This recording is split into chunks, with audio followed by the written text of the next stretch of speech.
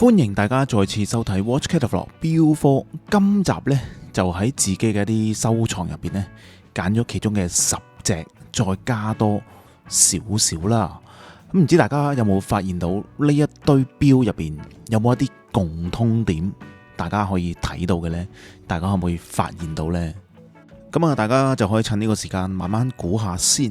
咁我諗呢個亦都係一個玩錶其中一個樂趣啦。好多人都問，其實玩錶係咩叫玩錶呢？我有時都自己問自己呢個問題。呢個字其實就都可以幾深奧，因為佢當中包含咗好多唔同嘅意思。咁有啲人玩錶可能係一個收藏嘅價值啦，一個意味啦。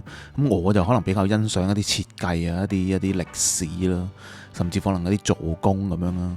唔同嘅款式有唔同嘅一個 personality 啊。咁我諗每個人對玩錶嗰個定義呢都有啲唔同嘅。咁今集呢，就希望透過一個話題，透過佢哋一個共通點，同大家分享一下。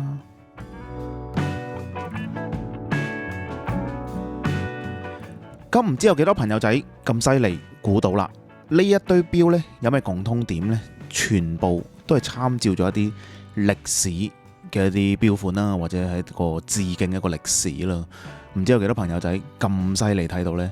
本身都有成超過10隻錶，諗住一集去講晒，咁但係發現呢，都應該會太長呢一集。咁所以呢，就先講咗5隻先。咁先講咗上邊呢5隻先啦。嗱，呢5隻呢，分別大家又可唔可以睇得出佢哋個時間嘅先後次序呢？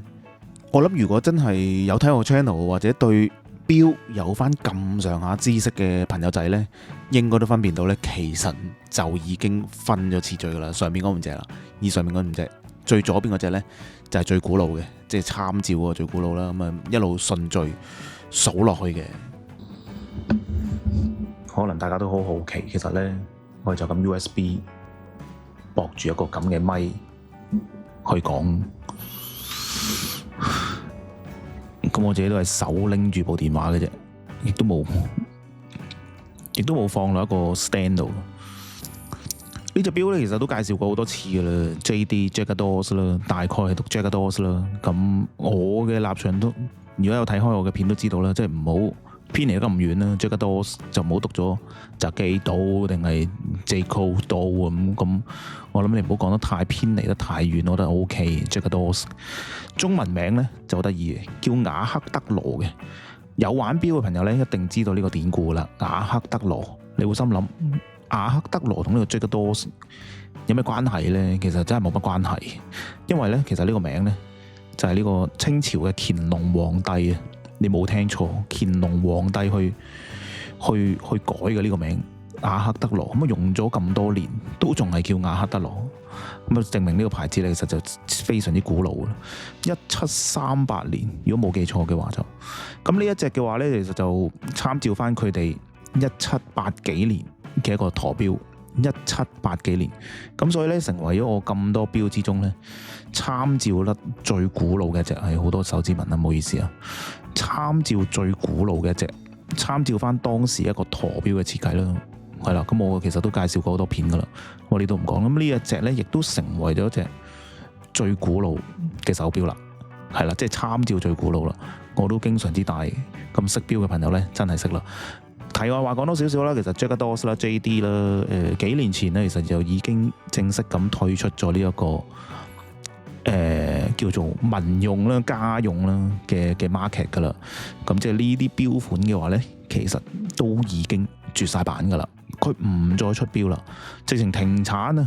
即係停晒成條生產線，唔再出呢啲家用錶，即係出翻一啲超級名貴嗰啲訂製手錶。咁所以呢，但係呢，好可惜，佢哋嘅價錢呢，一直都冇特別再回升翻上去。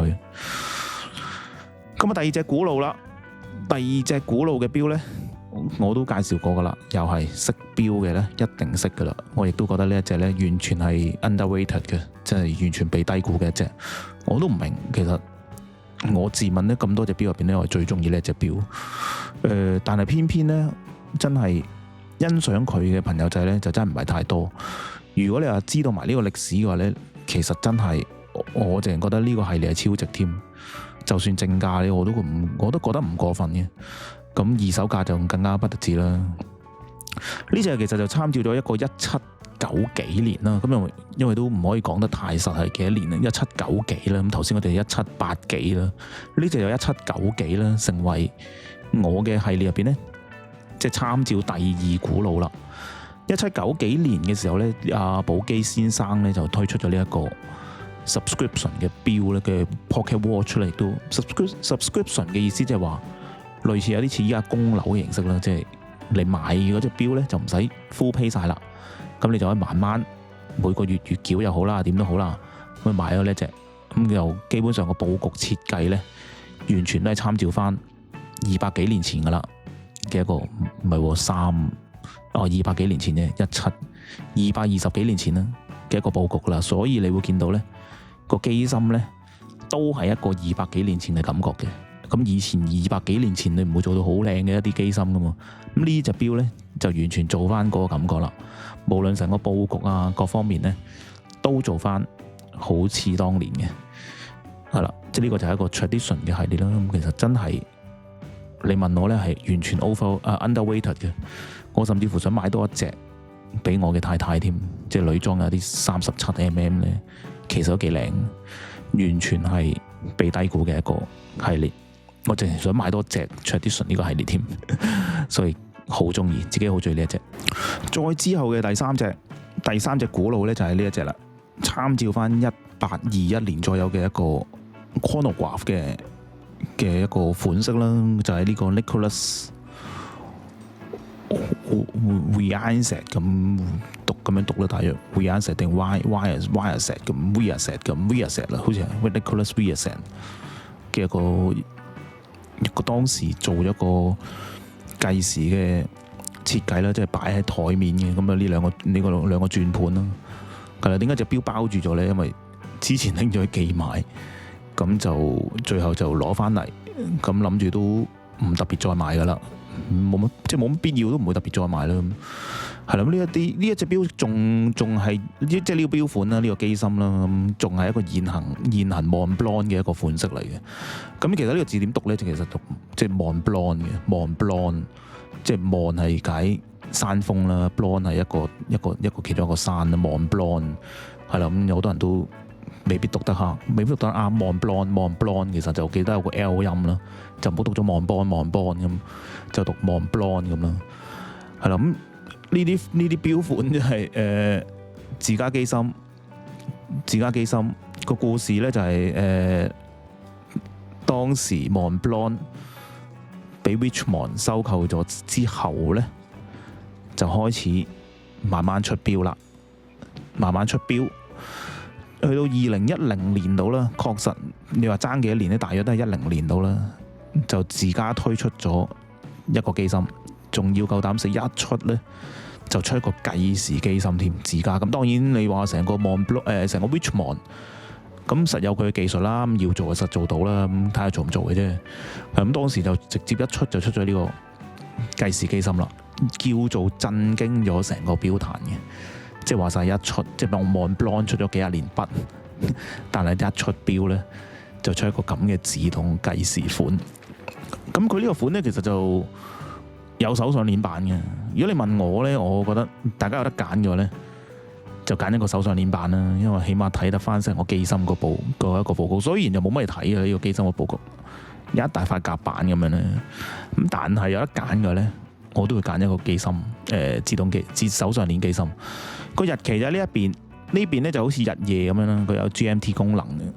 咁你話呢啲日期我覺得還好啦，即係佢嗰個設計起碼一個對稱，一邊日期一邊日夜呢種嘅日期咧，我都覺得 OK 嘅，起碼唔係話得個穿咗個窿，起碼喺設計上咧佢都有諗過係一個 balance 嘅。咁我覺得呢一隻咧其實都 OK， 不過咧就真係好鬼死厚，係啦，好鬼厚。咁同埋呢啲錶咧，其實二手價咧都係講緊2萬零蚊。即係如果有閒錢又想玩下咧，2萬零蚊咧，簡直係超值添啦。咁但係你話呢啲錶易唔易壞或者維修麻煩咧？我答你都麻煩嘅，係啦。咁呢個都係大家需要考慮之一啦。再之後咧，就去到19字頭啦，1909年度啦，大約就係即係有個飛行，當年就正值係啲人研究緊點樣飛啦，即係應該都傷亡咗唔少人研究點樣飛啦。咁其中1909年呢，就有啲飛行員呢，就帶住咗 Zenith 嘅一隻標款。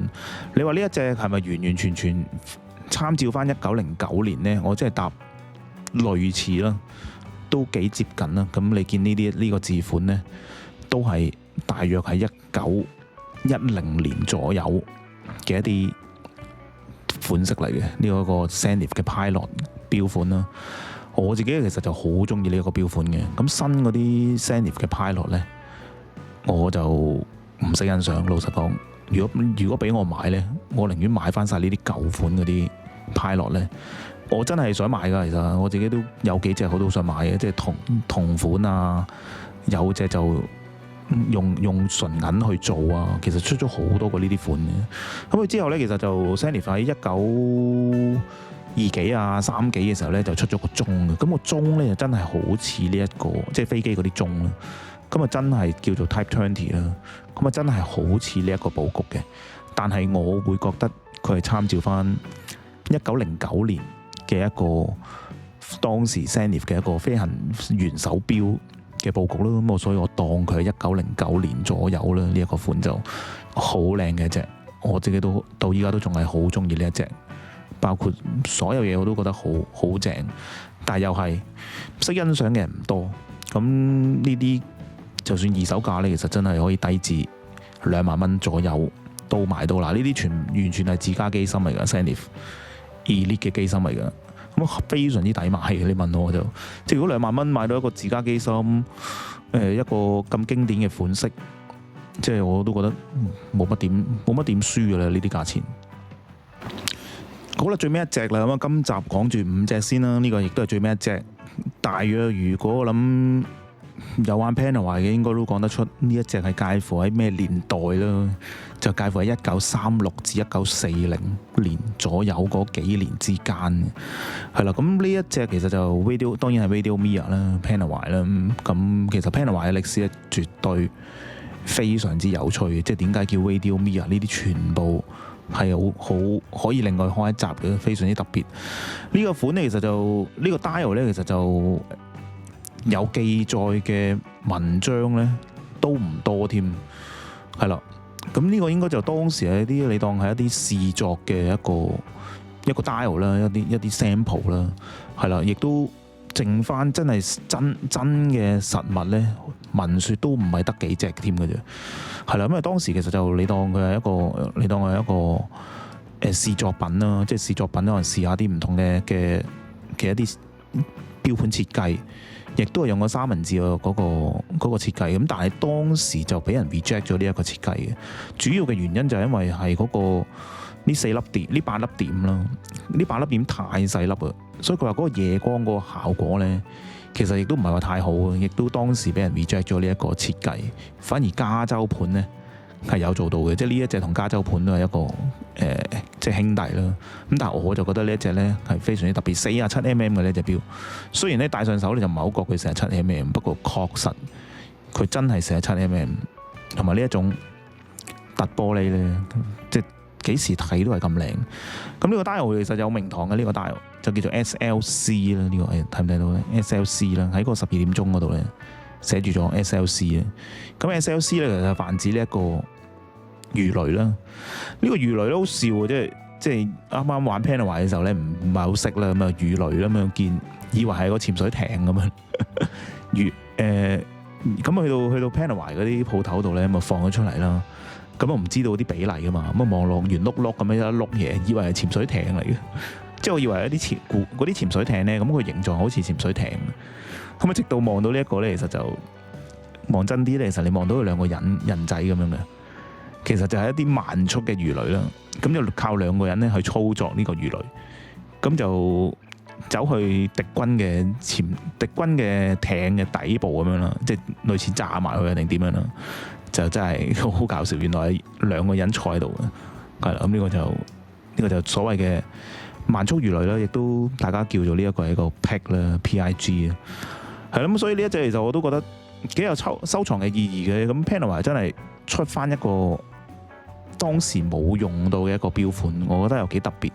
即係正常當時冇點樣運用到嘅標款咧，咁佢又照出翻咧，我自己買咗呢一隻，咁用一個俾我話咗咁多年嘅 P3000機芯啦，即係用咗咁多年都仲係 P3000啊！真係我都真係接受唔到，呢隻標都講緊出咗10幾年，到今日都仲係用緊呢個 P3000，我都唔係好明一個標嘅牌子可以咁樣嘅。係啦，咁以上就係呢五隻啦，有一啲歷史嘅一個參照啦。咁啊，其實嚟緊仲有嘅，咁希望有時間可以講埋另外嗰一啲啊。咁我諗呢個亦都係玩錶同玩車好大嘅分別啦。即係玩車你又冇得參照翻一個1900年嗰個車款噶嘛。即係如果有我諗都幾癲。你話參照翻唔好話咁耐啦，參照翻60年代嘅車款，我覺得都已經有啲話題性。咁但係偏偏車廠就唔會啊嘛。你睇下依家啲車款都唔知個設計搞乜鬼，好地地你出翻個60年代嘅車款，可能仲更加多人講添。咁但係偏偏依家啲車款就係出成咁啦。咁我諗呢個就係玩錶嘅其中一個即係一個樂趣啦。咁啊當中梗係有好多更加多嘅樂趣啦。希望慢慢再發掘，慢慢再同大家介紹下。今集嘅內容就去到呢度先啦。咁啊記得中意嘅話呢，俾個 like， 亦都可以大家下邊討論一下你入邊嘅 collection， 即係你錶入邊嘅 collection 呢，有冇邊啲參咗一啲好古老嘅手錶呢？不妨留言，大家討論一下。咁啊記得留言多啲，咁啊對呢條片有更加多嘅作用，更加多嘅幫助。咁我哋下一條片再見，拜拜。